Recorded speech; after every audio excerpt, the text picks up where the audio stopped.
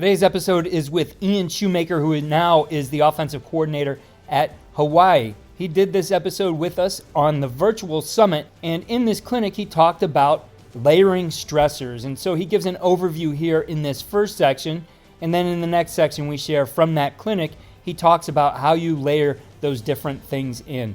Known Ian for a while now. He was coaching at my alma mater, was the offensive coordinator there at Baldwin-Wallace, and he's made his journey through the small college ranks, and now it's paid off for him as he moves to the FBS ranks at the University of Hawaii.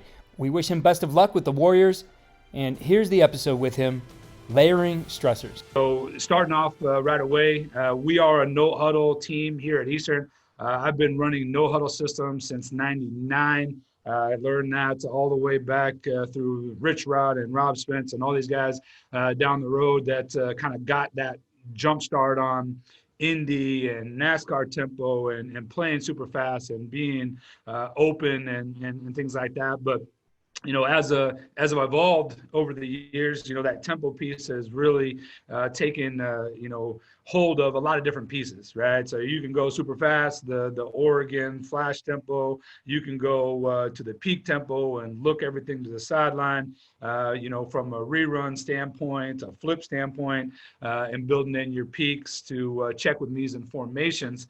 But, you know, from our standpoint, that's kind of the starting point, right? That we are going to be tempo, that we're going to play fast. Here at Eastern, we are 100 to 120 play mentality. That's, on the board in our meeting rooms.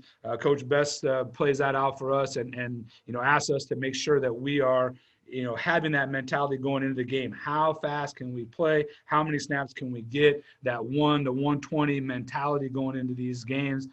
So a lot of that does affect how we look at game planning. But, for you, each individual guy out there, as far as building that mentality, I think these stressors and things like that can work in a huddle, can work in 21 personnel, 12 personnel, whatever you guys are using.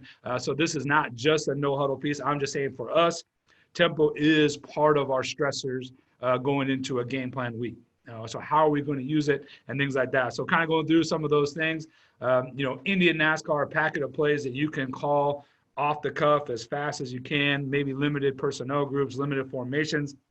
The one-word calls, fastball, or whatever term you're using for that, but your one-word calls that everybody knows, memorized, and get you going fast that way. The other thing that we use tempo-wise is rerunning the same play over again, or flipping the play from say we ran a play one direction on one hash, we'll get on the other hash because of an outside zone or a screen throw, being able to just flip that exact same play but run it out of the opposite formation, opposite direction piece from that deal. And then using your dead count and using your check with me's. Hey, I'm in a formation. I'm trying to see what the defense is getting me without a play call in. Those are things that we use from a tempo standpoint to game plan. When are we going to use those? How are we going to use those? And where does that, move forward for us? The next thing is, as we're looking at, on the outline here from tempo, would be the next thing is alignment and motions, right? How are we going to use alignment and how are we going to use motions? Okay, so the first thing is simple, a cross motion, moving a receiver from one side of the formation to the other side of the formation, and how does that change strength and how does that affect the defensive structure, as we go. So we'll build this template and this checklist as we go in our breakdown. And the first thing would be, how do they react to a cross motion, right? A receiver running across some formation from slot on the right side to slot on the left side. How does that affect the defense? And really there's kind of three ways that defenses will adjust to that as we look at it. And they're either going to bump the coverage, right? The backers and everybody's just going to bump over and simple adjust across the formation with that motion. The next thing is, if they're in man coverage or something like that, they may run with motion. Is that nickel going to go all the way across with that motion to the other side of the formation? And then the other way we look at it is, are they going to rock and roll safeties, right? So as the motion goes, is the boundary move going to rotate to the middle of the field and the safety roll down to cover down that motion? So that would be the first thing. We say, hey, motion, across motion. Are we going to get bumped? run it or rock and roll with that motion. And if we get those different things, right, does that dictate coverage, right? Are they running it with man? Are they rock and rolling in man? Are they bumping only when they're in zone? Taking advantage of that. So again, alignment and motions is key there. The first one is a cross motion. The next motions that we'll use that will affect defenses differently is a fast motion to mesh. So we're going to bring a receiver or a running back, fast motion to mesh at the tailback position, and now look at how they adjust to that, moving from maybe an open 2x2 to kind of a 20 personnel formation with the tail or the receiver adding to the backfield and filling that two-back alignment in the backfield. How does that affect the defense differently than a full across the formation motion? Again, certain defenses will react different. Some will be more rock and roll to that fast back in the backfield deep mesh. Some defenses will bump more when that happens and not over adjust their formation, quite as much. The last motion that we'll look at from a receiver running back standpoint, from an empty or a open 2x2 would be looking at behind motion, right? An orbit motion, bringing that motion behind the quarterback and how that motion dictates that triple option phase, that bubble adjust phase, where that motion goes behind the quarterback and the tailback and adds depth and triple option opportunities. Does that change their adjustment? So again, those are the main motion pieces that we'll look at with the wide receivers and the running back. So again, to review, right? Wide receiver across the motion, right? Across the formation fast and fully changing the strength of the formation.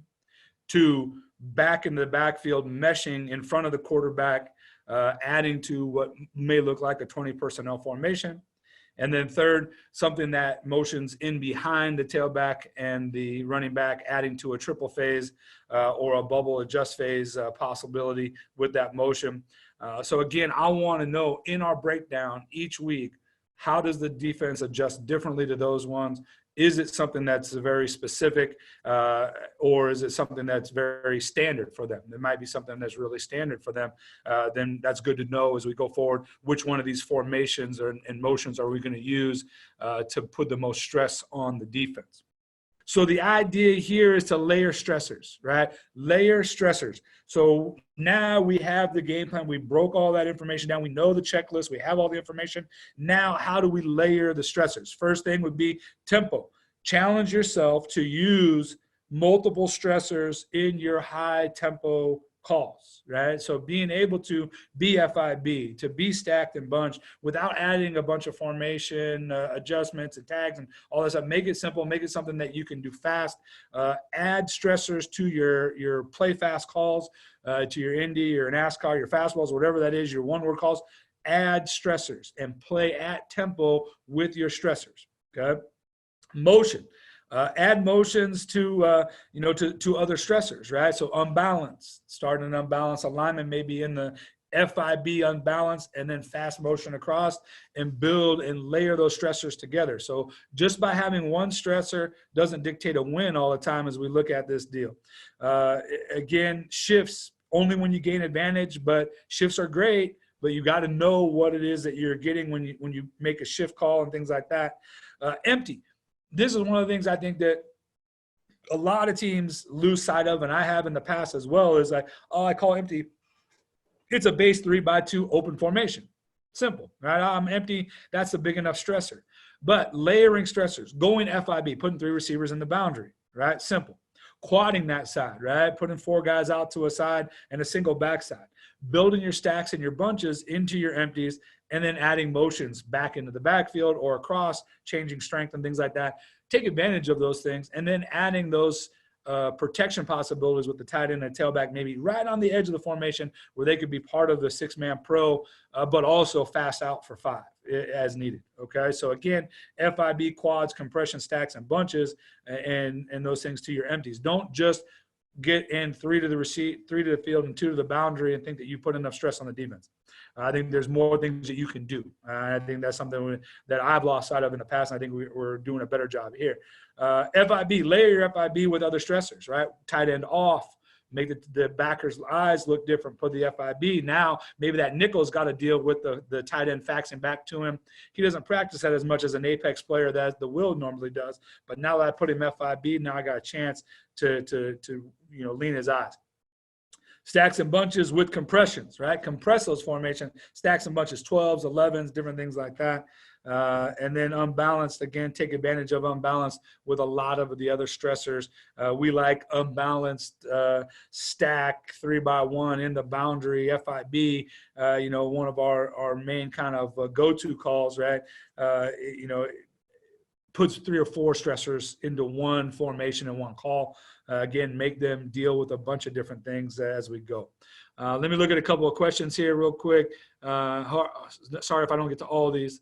How do you call tempos out of certain formations and or plays? Our tempos are built in. So again, if the Indian NASCAR plays come in a certain way, our fastballs come in a certain way, our normal attack tempo comes in a certain way. So again, we should be able to use all those tempos, as we go through. So I think building in a structure, I think, is important instead of saying this is this tempo, this is that tempo. Being able to use multiple tempos in every drive if that's who you want to be. Anything else here? Okay.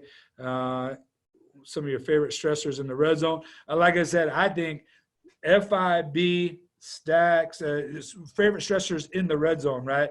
FIB with stacks, and then the tight end off. I think compressions down there is good. Again, is that safety player, when I compress the formation, going to be the edge player, the force player, which he's normally practicing? But if I compress a formation, now I may turn that corner on to be that force player. And now can I, get an advantage in the run game that way by taking the safety who's now got to back off and deal with the stack or bunch. So there's a section of the clinic talk where Coach went over the ideas of layering stressors. He did share specifics and what those look like and the different ways to attack a defense in the clinic talk. I'll link that in the show notes, as well as a link to a bundle of both of his clinic talks, the other one being what he called his operating system for the quarterbacks. Coach has done an excellent job wherever he's been. He had one of the top offenses this past season at Eastern Washington, and I'm sure he's going to do a great job at Hawaii. Follow all we're doing at coachingcoordinator.com and follow me on Twitter at Coach K. Grabowski.